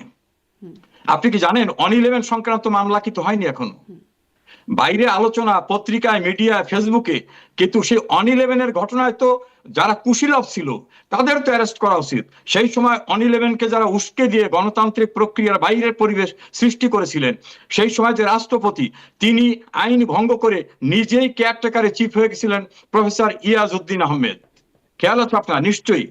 এবং তারা 22শে জানুয়ারি নামক একটা নির্বাচন তোলার চেষ্টা করেছিল। এই যে ইউনূস, তিনি নাগরিক শক্তি নামক একটা দল গঠন করে পত্রিকায় বিবৃতি দিয়েছিলেন, তিনি মানুষকে পাননি। অর্থাৎ অগণতান্ত্রিক প্রক্রিয়াটাকে সেই সময় যারা বিভিন্নভাবে প্রত্যক্ষ পরোক্ষভাবে করেছিল, যার খেসারত শেখ হাসিনা, খালেদা জিয়া, তারেক রহমান সহ আমাদের অনেককে দিতে হয়েছে, তাদের সবাইকে বিচারের আওতায় আনা উচিত, পিক অ্যান্ড চুজ না। আমি মনে করি এটা আনলে ভবিষ্যতে কেউ অবৈধ ক্ষমতা তো দখল কেন করার আওয়ামী লীগের সময় আনা হলো না? তারপর পরই তো আওয়ামী লীগ ক্ষমতায় আসলো, তখন কেন একদম বেমালুম সব এগুলো ভুলে যাওয়া হলো? কেউ মামলা কেন করলো না? না, মামলা কেন করেনি এই বিষয় তো আমি বলতে পারবো না কেন করেনি। তবে তখনও কিন্তু পার্লামেন্টে এই অন-11-এর কুশীলবদের নিয়ে অনেক বক্তব্য উঠেছিল, বিভিন্ন অত্যাচারিত ব্যক্তিরা কথা বলেছিলেন, মহিউদ্দিন খান আলমগীর, শেখ সেলিম, অনেকেই কথা বলেছিলেন। এখন কেন মামলা হয়নি সেই সময়ের ব্যক্তিদের বিরুদ্ধে, দ্যাট ইজ ডিফারেন্ট পার্ট, এইটার জবাবটা আমি দিতে পারবো না। তবে একজন নাগরিক হিসাবে, একজন লয়ার আপনিও হিসাবে আওয়ামী আমি লীগের মনে আইন করি বিষয়ক সম্পাদক ছিলেন, মানে আওয়ামী লীগ তখন ক্ষমতায় চলে আসলো এবং তখন আওয়ামী লীগের নেতারা, বিএনপি নেতারা, মানে রাজনীতিবিদরা এক কথায় নির্যাতিত যারা হলেন এবং ব্যবসায়ীরা নির্যাতিত হলেন, তো তাদের বিরুদ্ধে আপনি এখন বলছেন যে কুশীলবদের বিরুদ্ধে মামলা হওয়া উচিত এবং সেই অপরাধেই মামলা হওয়া উচিত, মানব পাচার বা ওই 24-এর হত্যা মামলায় না, সেই অপরাধেই। তো সেই অপরাধটা তখনও ছিল, বরং তখন একদম গরম গরম অপরাধ ছিল, তখন কেন করা হলো না? আপনার কাছে তার ব্যাখ্যা আছে কিনা? দেখুন, তখনকার ব্যক্তির আমার কাছে কোনো ব্যাখ্যা নাই। আমি সবসময়, আমি বাংলাদেশের যত টেলিভিশনে গিয়েছি, অনেক আর্কাইভ খুঁজলে দেখা যাবে আমি তীব্রভাবে কথা বলছি। তখন আমি মাননীয় প্রধানমন্ত্রী শেখ হাসিনা, ওবায়দুল কাদের সহ অনেকের লয়ার ছিলাম, এমনকি বিএনপির কারারুদ্ধ অনেকের লয়ার ছিলাম। আমি সে সময় এই অবৈধ প্রক্রিয়ার কথা বলেছি, কিন্তু আমি শিওর না, আমার শোনা কথা যে সেই অন-11-এর কুশীলবদের অনেকেই বিভিন্ন জায়গায় তখন বিরাজমান ছিল। যেমন মঈন আহমেদ সেনা প্রধান পদে বহাল ছিলেন, তারপর দেখবেন ওই ইকবাল করিম ভুইয়া সহ অনেকেই অনেক জায়গায় ছিলেন। তাদেরকে একসঙ্গে সবকিছু ধরতে যাওয়ার মতো পরিস্থিতি ছিল কি ছিল না আমি জানি না, তবে আমি মনে করি তখনই ও ধরা উচিত ছিল, আমি মনে করি। আচ্ছা, তখন না ধরাটা তাহলে একটা ভুল বিষয়, মানে কোনো মামলাই হয়নি অবশ্য তখন। হতে পারে, আচ্ছা, শুধু আমার মামলা যে জায়গা থেকে আমি, হয়নি তা তো না। ধরেন তখন এই যে লেফটেন্যান্ট জেনারেল মাসুদ উদ্দিন চৌধুরী, তিনি রাষ্ট্রদূত হয়ে গেছেন, তিনি সংসদেও এসেছেন, আপনাদের মানে আওয়ামী লীগের সময় তিনি সংসদে ছিলেন, জাতীয় পার্টির সংসদ সদস্য হিসেবে। তখন তো মুখোমুখি ছিল, জানাশোনা ছিল এবং নির্যাতিতরাও হয়তো তখন সংসদে ছিলেন, কিন্তু তবুও কেন কোনো ব্যবস্থা হলো না? নাকি একটা বিষয় বহুল প্রচলিত যে যোগসাজশে ক্ষমতায় আসা আওয়ামী লীগের তখন এই 11-র কুশীলবদের সাথে বা 11-র বেনিফিশিয়ারি হয়েছেন আপনারা, ফলে ইনডেমনিটি দিয়ে দেওয়া হয়েছে তাদেরকে? আপনাদের ভার্সনটা কি? না দেখুন, তাদের কিন্তু কোনো ফর্মাল ইনডেমনিটি দেওয়া হয়নি। এই জায়গাটা আমি একেবারে জ্ঞাতসারে বলছি, তাদের কাউকে কোনো ইনডেমনিটি দেওয়া হয়নি। কিন্তু তবে ধরাও হয়নি। প্রকাশ্যে আমি বলছি, আদালতে মানে পার্লামেন্টে মোহাম্মদ নাসিম অপর প্রান্তে বসে থাকা, যিনি গ্রেপ্তার হলেন রিসেন্টলি, মাসুদকে টার্গেট করে বলছিলেন তাদের অত্যাচারের নির্যাতনের শিকার আমরা হয়েছি, তিনি আজকে ওই প্রান্তে বসা আছেন। অর্থাৎ তাদেরকে ছেড়ে কিন্তু কথা বলা হয়নি, কিন্তু বিচার না হওয়াটা অন্যটা জিনিস, কিন্তু ইনডেমনিটি কাউকে দেওয়া হয়নি, এটা আমি একেবারে গ্যারান্টি দিয়ে বলতে পারি, কোনো ইনডেমনিটি কাউকে দেওয়া হয়নি। মানে সব বিএনপি নেতারা তাদের দ্বারা আপনাদের ধরেন যত অত্যাচার নির্যাতন আপনাদের বিরুদ্ধেও তখন যখন বিএনপি ক্ষমতা ছিল, হয়রানিমূলক অনেক কিছু করা হতো, তার জন্য সেটির ব্যবস্থা নেওয়া হয়েছে। কিন্তু এত নির্যাতন করা হলো, অপর প্রান্তে বসে আছেন, আঙ্গুল দিয়ে দেখাচ্ছেন, কিন্তু কোনো ব্যবস্থা নেওয়া হলো না। বিষয়টা আপনার কাছে সন্দেহজনক মনে হয় না? ইনডেমনিটির যে দেখুন, বহুল প্রচলিত ভার্সনটা আছে, ফর্মাল কোনো ইনডেমনিটি নাই তা তো আছে, তা তো নিশ্চিত, কিন্তু বহুল প্রচলিত যে বিষয়টা আছে সেটাকে অস্বীকার কিভাবে করবেন যখন চোখে আঙ্গুল দিয়ে দেখানো যাচ্ছে কিন্তু ব্যবস্থা নেওয়া হচ্ছে না বা ধরা হচ্ছে না? আসলে ধরেন, এই যে লাস্টে ইউনুস গভর্নমেন্ট গেল, ইউনুস তো কুশীলবদের একজন, সেই গভর্নমেন্টে ব্রিগেডিয়ার জেনারেল একজন ছিলেন সাখাওয়াত শেখ, তিনিও তো সেই সময় ইলেকশন কমিশনে ছিলেন। তারা বিএনপি কে দুই ভাগে বিভক্ত করে সাইফুর রহমান এবং মেজর হাফিজের নেতৃত্বে বিএনপি, শেখ হাসিনাকে বাদ দিয়ে সংস্কারের আওয়ামী লীগ, এই প্রক্রিয়ার সঙ্গে এরা জড়িত ছিল না? অবশ্যই ছিল। কই, তারা তো এখনো দিব্যি আছে। তারা কি ধরা ছোঁয়ার ভিতরে থাকবে? আমি আশা করি ধরা ছোঁয়ার ভিতরে আসা উচিত, কিন্তু না, এই ধরেন লাস্ট সেটা তো একটা গভর্নমেন্টে তো তাদের প্রক্রিয়ার অনেকে মধ্যে ছিল। ছিল, সেটা একটা প্রক্রিয়া -2 একটা ফর্মুলা, আর এটা একদম সরাসরি নির্যাতন, ক্রিমিনাল অফেন্স হবে এটা নিশ্চয়ই, যদি কাউকে আচ্ছা, ফিজিক্যালি। সেই সময় যারা ডিজিএফআই প্রধান ছিল, অন্যান্য এনএসআই এর দায়িত্বপ্রাপ্ত ব্যক্তিরা ছিল, তারাও কিন্তু শেখ হাসিনাকে উচ্ছেদ করার জন্য রিটায়ার্ড আর্মিদের নিয়ে রাস্তার যে মব করেছে, মুভমেন্ট ছিল, সেই মুভমেন্টের ভিতর তারা তো ছিল। সেই সময় তারা গুরুত্বপূর্ণ দায়িত্ব ছিল, সেই ব্যক্তিদের তো ধরা হচ্ছে না, কারণ তারা শেখ হাসিনাকে উচ্ছেদে ভালো ভূমিকা রেখেছে। সেই উচ্ছেদ করার কারণে কিন্তু আজকে তারেক রহমান সরকার গঠন করতে পেরেছেন। তাহলে তারাও কি ওইভাবে যোগাযোগী মতে তাদেরকে ছাড় দিয়ে এক পার্টকে নিয়ে গভর্নমেন্ট ফর্ম করতেছেন? মানে এই প্রশ্নটা একটু তারাও এসে কি যায়। এভাবে আপনি বলছেন, তার মানে আপনারাও কি ওইভাবে ছিলেন, মানে এই না না, 2008-এর নির্বাচনে আপনি শারমিন কনসাস মানুষ, 2008-এর নির্বাচন নিয়ে কেউ বিতর্ক তোলে নাই, আজ পর্যন্ত হ্যাঁ, কোনো বিতর্ক ওঠে নাই। দুই একজন ওই যুদ্ধ অপরাধীদের উত্তরসূরিরা ছাড়া কেউ 2008-এর নির্বাচন নিয়ে প্রশ্ন তোলে নাই। সেই নির্বাচনটা ফেয়ার ছিল। সেই ফেয়ার নির্বাচনে শেখ হাসিনা গভর্নমেন্ট ফর্ম করছে, তখন দয়ায় সব শেখ হাসিনা গভর্নমেন্ট ফর্ম করছে। এইরকম এলিগেশন টক শোতে টুকটাক কেউ আলোচনা করলেও এর কোনো ভিত্তি কোথাও নেই। একদম ফেয়ার নির্বাচনের তালিকায় 2008-এর নির্বাচনটাকেও বেশিরভাগ মানুষই ফেলে, কিছু কিছু বিতর্ক আছে, কিন্তু আবার সাথে সাথে এই বিষয়টাও বহুল প্রচলিত। আপনার কানে যাবেন এটা হতে পারে না যে ইনডেমনিটি, তাদেরকে ইনডেমনিটি দেওয়া হয়েছে তাদের সাথে যোগসাজশে ক্ষমতায় আসা, এবং সেটির ওই যে বহুল প্রচলিত বিষয়, তার কোনো ভিত্তি নাই, আইনি কোনো জায়গা নাই, কোনো ইনডেমনিটির দলিল নাই, কিন্তু যখন তাদের বিরুদ্ধে ব্যবস্থা না নেওয়া হয়, চোখের সামনে থাকে কিন্তু মুখেই শুধু বলা হয়, তখন তো এই বিষয়ে প্রশ্নটা আসবেই নাকি? তো আপনারা আসলে এই বিষয়ে সন্তুষ্ট এখন তাদেরকে গ্রেপ্তার করে আইনের আওতায় আনা হচ্ছে? আমরা বলতে মানে আমি নিজে বলতে পারি, যদি অন-11-এর অবৈধ ক্ষমতা দখল, ক্ষমতার এক্সারসাইজ করা, মানে আমি যে শব্দটাকে বললাম ইউজার বার, মানে যিনি কোনো আইনের দ্বারা অনুমোদিত না, সেই ব্যক্তির ক্ষমতা এক্সারসাইজকে আমি সব সময় বেআইনি মনে করি, এবং এই অপরাধের জন্য তার বিচার হওয়া উচিত। আমি সমরেজাউল করিম মনে করি, এবং আমার বিশ্বাস আমার দলও অবৈধ ক্ষমতা দখল, ক্ষমতা এক্সারসাইজ এটাকে কখনো অ্যাপ্রুভ করে না। কিন্তু করেছিল, পরবর্তীতে কোনো বিচারের আওতায় তাদেরকে আনা হয় নাই আর কি, পরপরই ক্ষমতায় আসার পরে। যাই হোক, কেন আনা হয় নাই সেই বিষয়টা আপনি বলছেন যে আপনি ঠিক বলতে পারবেন না হয়তো। আর এটি একটু জানতে চাই যে এখন যে জিজ্ঞাসাবাদ করা হচ্ছে, 3 জন গ্রেপ্তার হয়ে আছেন, শেখ মামুন খালেদ তখন সাবেক মানে তৎকালীন ডিজিএফআই চিফ ছিলেন যখন আপনারাও তখন ক্ষমতায় ছিলেন, তখন ইলিয়াস আলী গুম হলেন 2012 সালের 17ই এপ্রিল, গাড়ির চালক সহ। এখন জিজ্ঞাসাবাদে এই শেখ মামুন খালেদ তিনি বলছেন যে এটির সাথে মানে কিভাবে হয়েছে, প্রথমে অস্বীকার করলেও পরে শেখ হাসিনার নির্দেশ এটি হয়েছে, এরকম কথাও বলছেন। আপনারা কি আসলে এটা আপনি পেয়েছেন কোথায়? এটা কি ফেসবুকে পেয়েছেন? না না না, এটি পত্রিকায় আসছে, যুগান্তরে দেখলাম সহ কয়েকটি পত্রিকায় দেখলাম, দেখুন, পত্রিকার অনেক মানে নিউজকে আমরা জিজ্ঞাসাবাদে যা দেখি আসছে আর কি সেটা লেখা হচ্ছে। না, জিজ্ঞাসাবাদের এই তথ্যটা কেউ বাইরে এসে বলে না। মনের মাধুরী মিশে আরব বরদনির উপন্যাসের মতো অনেক কিছু লিখতেছেন। ওই সালমান এফ রহমান, আনিসুল হক সহ অন্যদের গ্রেপ্তার করার পর দেখলাম অনেকগুলো পত্রিকা বলে এই বলেছে, এই বলেছে, এই বলেছে। কোর্টে যাওয়ার পর তারা বললেন এই জাতীয় কোনো কথাই বলিনি। তারা কোর্টে একটা 164 স্টেটমেন্ট পর্যন্ত কেউ দিলেন না। কাজী ওই যে কি বলেছে, আমাদের দেশের পত্রিকাকে এমনও দেখেছি বিজয় দিবসে এবং 26শে মার্চে বিজয়ের মহানায়ক বঙ্গবন্ধুর নামটা পর্যন্ত লিখতে পারে না। এই মিডিয়াদের অনেক জায়গাকে আমি অনেকে চিনি, আমার ল প্রফেশনে আসার আগে আমি ওয়ার্কিং জার্নালিস্ট ছিলাম। এখন মিডিয়ার আপনি দেখেন 4টে মিডিয়া ছাড়া সব মিডিয়া কিন্তু ইম্পোজ করা অথরিটিরা বসে গেছে, এডিটর থেকে শুরু করে অন্যান্যরা। কাজে তাদের যেভাবে যা বলা হয় সেইভাবে তারা নিউজ করে এবং ইচ্ছা মতো নিউজ করে। আমি জানি না তারা কি বলেছেন, যদি কোর্টে তারা স্টেটমেন্ট দেন তাহলে আমি ধরে নেব যে তারা শেখ হাসিনার ইনভলভমেন্ট নিয়ে কথা বলেছে।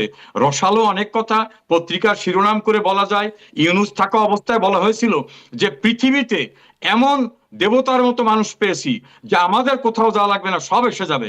আর বাংলাদেশের সেই পত্রিকায় দেখলাম যে এর মতো জঘন্য দুর্নীতিবাজ, খারাপ, স্বার্থান্বেষী ব্যক্তি আর কেউ ছিল না। এই একই পত্রিকা, শুধু সিনারিও চেঞ্জ হলে রিপোর্টটাও চেঞ্জ। কাজে ওইটা নিয়ে কমেন্টস করার আগে দেখতে হবে রিয়েলিটিকে, আচ্ছা, কোর্টে তাহলে যে এরকম কথা পত্রিকার বলে কি। বিশ্বাসযোগ্যতা নিয়ে আপনি প্রশ্ন তুলছেন, সেটি আপনি তুলতেই পারেন, কিন্তু কিন্তু আপনারা তখনও আসলে রাজনীতি করতেন, গুরুত্বপূর্ণ জায়গায় ছিলেন, আপনারা আসলে কি জানতেন এই গুমগুলো যে হতো তখন? আপনারা কি একদমই মানে কথা শোনা যেত, বাতাসে ভাসতো এইসব কথা? ইলিয়াস আলীর গুম তো খুবই আলোচিত, তখনও ছিল। এই গুমগুলো সম্পর্কে আপনারা তখন আসলে কি জানতেন, কি হচ্ছে, কোথায় যাচ্ছে এই মানুষগুলো? শারমিন, আমি কখনোই নীতি নির্ধারণী পর্যায়ের কেউ ছিলাম না। একটা লিমিটেড পিরিয়ডের জন্য পার্টির লিগ্যাল অ্যাফেয়ার্স সেক্রেটারি ছিলাম, তারপর একটা ক্যাবিনেটে আমি ছিলাম। আমি নীতি নির্ধারণী পর্যায়ের কেউ না, কিন্তু আপনার সঙ্গে আমি অনেক টক শোতে অ্যাটেন্ড করেছি, অন্যান্যদের সঙ্গে। আমি কখনো গুম বা এক্সট্রা জুডিশিয়াল কিলিং এইটার পক্ষে কখনো ছিলাম না। বরং রেকর্ড আছে একাধিক মামলায় এক্সট্রা জুডিশিয়াল কিলিং বা হ্যারাসমেন্টে আমি ভিকটিমদের পক্ষে কোর্টে লয়ার হিসাবে ডিফেন্ড করেছি, ভিকটিমদের পক্ষে, নট প্রসিকিউশন। আমি আজও মনে করি বিচারের বহির্ভূত ভাবে কাউকে নির্যাতন করা, গুম করা, হত্যা করা, এটা একটা ভয়াবহ জঘন্য অপরাধ আমি আজও মনে করি। সেখানে যদি শীর্ষ নেতৃত্বের নাম চলে আসে তবুও কি আপনি সেই একই বিষয় মনে করবেন? মানে শীর্ষ নেতৃত্বের নামটা যদি ম্যাটেরিয়ালি আসে তখন সেটা নিয়ে আলোচনার বিষয়। এখন অনেক কিছুই কিন্তু অনেক আলোচনা হয়, প্রেসিডেন্ট বুশকে বলা হয় খুনি। কেন? প্রেসিডেন্ট বুশ নাকি সেই সময় সারা দুনিয়া লটপট করে ফেলছে। আপনি, আমি কাছের থেকে শেখ হাসিনাকে দেখেছি। আমার এখনো বিশ্বাস, আমি দৃঢ়তার সঙ্গে বিশ্বাস করি, কোন মায়ের সন্তান বা কোন পরিবারের কাউকে অবৈধভাবে হত্যা করা, খুন করা, গুম করা, এই জাতীয় বিষয়কে শেখ হাসিনা অনুমোদন দিছে, এটা আমি কোথাও দেখিনি এবং আমি বিশ্বাসও করি না। কারণ তার মমত্বের জায়গাটা, মানুষের প্রতি তার যে ভালোবাসাটা এবং তার নিজের পরিবারের যে কষ্ট বেদনা, তাহলে এই ডিজিএফআইরা জায়গাটায় তিনি আসলে নিজের থেকে কোন ইন্টারেস্টে আসলে এই গুমগুলো করলো? ধরেন ইলিয়াস আলীর কথাই যদি জিজ্ঞাসা করি, কারণ এখন এটা আবার নতুন করে আলোচনা হচ্ছে, সংসদেও স্পিকার বলছেন যেটা আনপানিশ যাবে না, একদম মানে রিসেন্ট খবর। ফলে এই নামটাই আবার আনছি যে ডিজিএফআই কি ইন্টারেস্টে তাকে আসলে নেবে? আচ্ছা, আমি একটা কথা বলি আপনাকে। দেখেন, কক্সেস বাজারে একজন অবসরপ্রাপ্ত সেনা কর্মকর্তাকে ক্রস ফায়ারে মেরে ফেলা হলো। সেটার সঙ্গে জড়িত দেখা গেল এসপি, ওসি, অন্যরা, তাদের মৃত্যুদণ্ড হয়েছে এবং সম্ভবত মৃত্যুদণ্ড কার্যকর হয়েছে। এই প্রক্রিয়ার ভিতরে গভর্নমেন্ট অথরিটি বলতে যদি বুঝায় তাহলে তৃণমূলে যারা ছিলেন বা জেলা পর্যায়ে তাদের ইনভলভমেন্ট পাওয়া গেছে। আচ্ছা, আপনি একটা জিনিস বিবেচনা করেন, আমি ইলিয়াস আলীকে ব্যক্তিগত চিনতাম, তার বাচ্চাদের যখন দেখি, তার মিসেসকে যখন পার্লামেন্টে দেখি, আমারও ব্লিডিং হয়। আচ্ছা, ইলিয়াস আলী কি শেখ হাসিনার জন্য এমন ভয়ঙ্কর ক্ষতিকর ছিলেন যে ইলিয়াস আলীকে শেখ হাসিনা মেরে না ফেললে তার গভর্নমেন্ট পড়ে যাবে? এমন ব্যক্তি তিনি ইলিয়াস আলী ছিলেন, এত পাওয়ারফুল ব্যক্তি ছিলেন। আচ্ছা, আমি মনে করি যেমন মির্জা আব্বাসের একটা বক্তব্য আছে, আপনি ইউটিউবে সার্চ করেন, হয়তো আপনার নলেজে আছে। তিনি বলছিলেন যে ইলিয়াস আলীকে কারা মারছে, অফিসের ভিতর গালিগালাজ করার পরে, তাকে বের হয়ে যাওয়ার পরে ইলিয়াস আলী গায়েব হলেও এটা দলের ভিতর লোকরা মারছে। দেখেছি। বিএনপির গুরুত্বপূর্ণ নেতারাও কিন্তু এই কথা বলতেছে।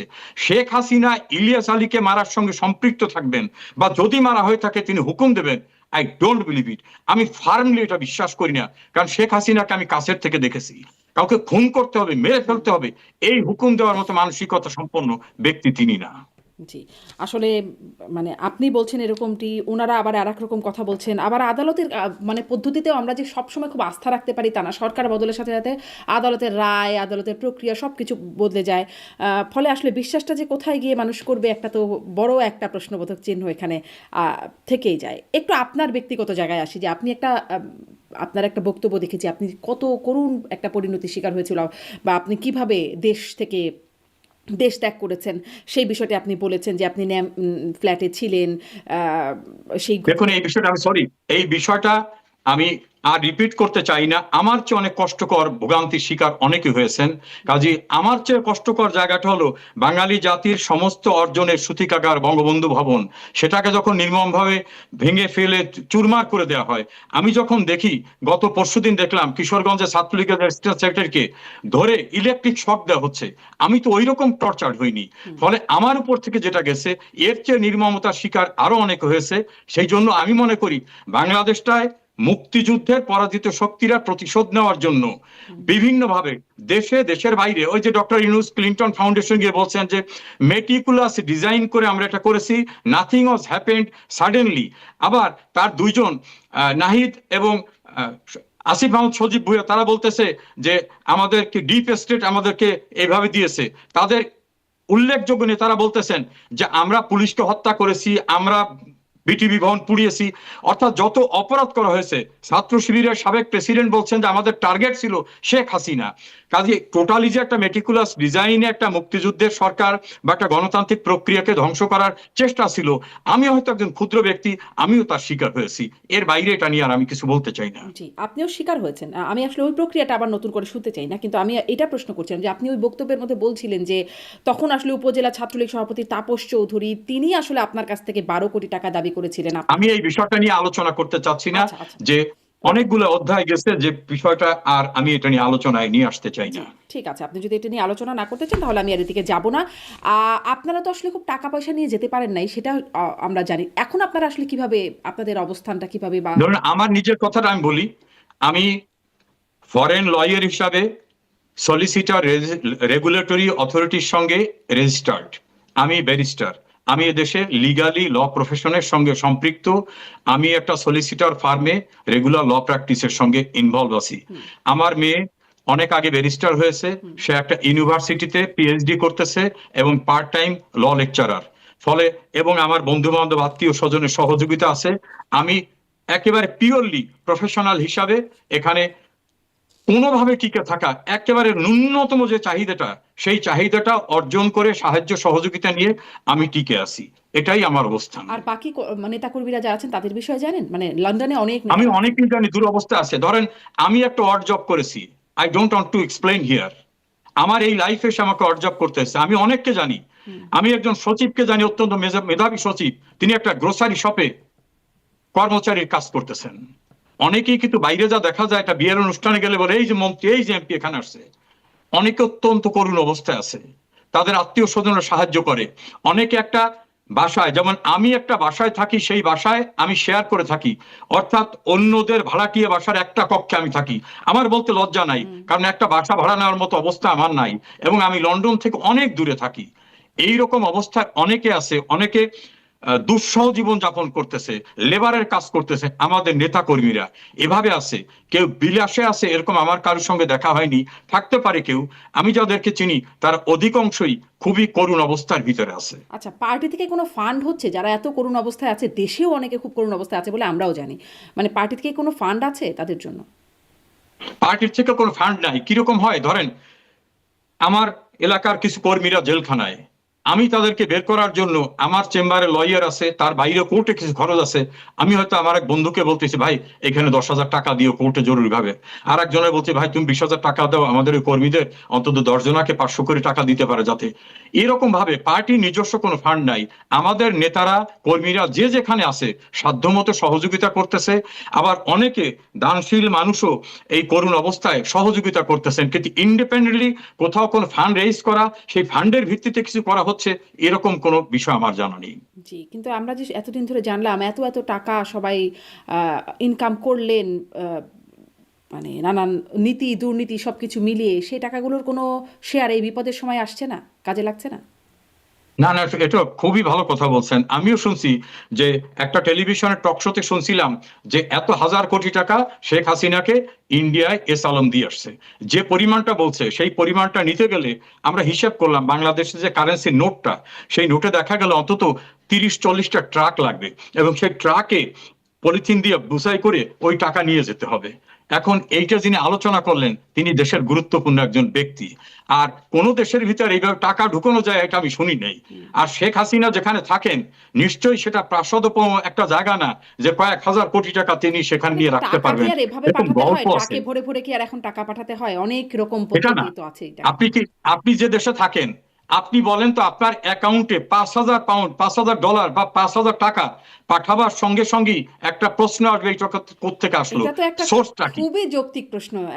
জনাব সমরে জাওয়াল করিম, দেশে থাকতেও আমরা যখন একটু টাকা লোন নিতে যাই তখন অনেক খোঁজ খবর নেওয়া হয়, কিন্তু যারা বড় বড় ঋণ খেলাপি হয় তাদের ব্যাপারে কোনো খোঁজই দেখা যায় তাদের কোনো ব্যবসা প্রতিষ্ঠান নাই, কিছুই নাই, একটা বেনামে বা একটা মিথ্যা ভুয়া একটা কিছু দেখে তারা লোন পেয়ে যান। আর আমাদের ক্ষেত্রে বিষয়গুলো সবসময় কঠিন। এটা আসলে এই মানে উদাহরণে কি আর হবে? দেখেন, হাজার হাজার কোটি টাকা দেশের বাইরে নিয়ে গেছে। এইটা ইউনূস বলছে যে সব তুলে ফেলবো এবং এমন ব্যবস্থা করব যে দৃষ্টান্ত হয়ে যাবে। এই ভণ্ড এই 1.5 বছর যে অবৈধ ক্ষমতা দখল করে থাকলো, একটা লোককে কি সে ফাউন্ড আউট করতে পারছে যে এই লোকটা বিদেশে টাকা নিয়ে গেছে বা এইখানে টাকা আপনাদের রাখছে এই ব্যাংকে? ভূমিমন্ত্রী ছিলেন যিনি, তার মানে যুক্তরাজ্যে তার প্রপার্টি ফ্রিজ করা হয়েছে, হয়েছে তো। আপনি আপনি এই বিষয়টা সম্পর্কে জানেন কিনা, আমি একটু এক্সারসাইজ করেছি। আচ্ছা। আপনি কি জানেন তাদের পারিবারিক বিজনেস এই দেশে বিভোর লিবারেশন ওয়ার থেকে লন্ডনে পারিবারিক বিজনেস, এবং লন্ডনে কেউ এতগুলো প্রপার্টির মালিক কোনোদিন কেউ হতে পারে না। এগুলো গসিপ। ওই যে কালের কণ্ঠ কদিন আগে নিউজ তাহলে কি করছে, যেটা ফ্রিজ হয় আজকে নাই? যেটা মানে করছে। কথাটা কি, বিষয়টা কি, তার যে সম্পত্তিগুলো নাকি ফ্রিজ করা হয়েছে, এটা কি হয় নাই? আমি বলছি যে যেভাবে বলে যে লন্ডনে তার 100-150 বাড়ি আছে, লন্ডনে যদি কারো বৈধভাবে বাড়ি থেকে থাকে আর যদি কোনো লিগ্যাল প্রসেসে সেটাকে ফ্রিজ করা হয়ে থাকে, তিনি লিগালি সেটাকে ব্যাটেলের ভিতর থেকে যদি প্রমাণ করতে পারেন যেটা বৈধ প্রপার্টি, তিনি ফেরত পাবেন। কিন্তু অনেকেরই অনেক প্রপার্টি সিজ হয়ে যাচ্ছে যে প্রপার্টির সঙ্গে তার আদৌ কোনো কানেকশন নাই। আমি একটা মামলার ঘটনা জানি। একজন সংসদ সদস্য নাম দিয়ে তার অনেকগুলো প্রপার্টি সিজ করছে, পরে দেখা গেল এই প্রপার্টি গুলো তার আদৌ প্রপার্টি না, কিন্তু কেউ তথ্য দিয়েছে যে এইগুলো তার, কোর্ট সিজ করে দিয়েছে। আমি এই যে ভূমিমন্ত্রীর পারিবারিক ঐতিহ্য, উত্তরাধিকার, বিজনেস অনেক পূর্বে, যেভাবে বলা হয়েছে সে বিদেশে এত কোটি কোটি টাকা এনে 150, 200, 300 বাড়ি করছেন, এই ইংল্যান্ডে বা আমেরিকায় এইভাবে বাড়ি করা আদৌ সম্ভব না। তবে যেসব প্রপার্টির কোম্পানির ভিতর তার নাম আছে বা শেয়ার হোল্ডার আছে, সেই কোম্পানিকে যদি সিজ করে থাকে লিগ্যাল প্রসেসে, সেটা অবশ্যই হতে পারে, কিন্তু যেভাবে গল্প সাজানো হয়েছে এটা সম্পূর্ণরূপে অসত্য। বিফোর লিবারেশন ওয়ার তাদের বাইরে, দেশের বাইরে বিজনেস রয়েছে। জি, সেটি সেটি মোটামুটি জানা যে তারা আসলে পারিবারিক সূত্রেই অনেক ধনী বা সম্পত্তির মালিক, কিন্তু তারপরে মানে তার বাইরে যেটি নেওয়া হলো সেগুলোর গল্পটাও তো খানিকটা, সেটাও তো আবার অনেকটা শোনা। আপনি বলছেন গল্প, কিন্তু তারও একটা মানে একটা ডকুমেন্টারি দেখেছিলাম যেখানে তার নিজেরও কথোপকথন আছে যে কিভাবে তিনি আনছেন, সেই বিষয়গুলো খানিকটা উঠে আসছে। জি। আমি কিন্তু ওটাকে ওন করিনি, ডিজোন করিনি। আমি বলছি লিগালি যদি কোনো কিছু হয়ে থাকে ওয়ান থিং, যদি ইলিগাল কিছু হয়ে থাকে definitely it will be treat in accordance with law. জি, অনেক ধন্যবাদ, অনেক ধন্যবাদ ব্যারিস্টার সৌম্য রেজাউল করিম। অনেকগুলো বিষয়েই কথা বলার সুযোগ হলো আপনার সাথে। অনেক ধন্যবাদ যুক্ত হয়ে সময় দেওয়ার জন্য। ধন্যবাদ আপনাকে এবং আপনার অগণিত দর্শক শ্রোতাদেরকে। বাংলাদেশের সকল মানুষের জন্য, দেশে দেশের বাইরে যারা আছেন সকলের জন্য শুভকামনা।